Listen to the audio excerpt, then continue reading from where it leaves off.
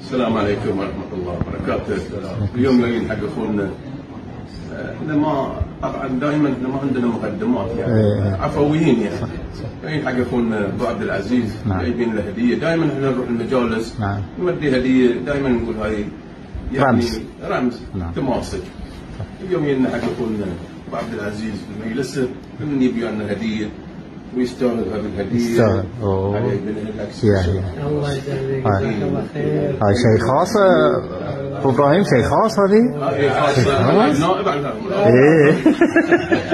وايد نشكركم حبايب محرك، بالعكس يعني هذه هدية طيبة، محرك في قلوبنا، وبالعكس يعني ميلاسكم مجالس الموجودة بالبسيتين له بصمة وفي المجال الاجتماعي والمجال الثقافي، وكل احباب محرق يعني اسم على مسمى. نعم. كل اهل محرق واحباب محرق يحبون يزورون مجلسكم. نعم.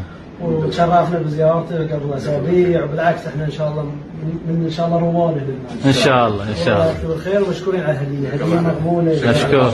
تستاهل يا ابو عبد العزيز، تستاهل تستاهل.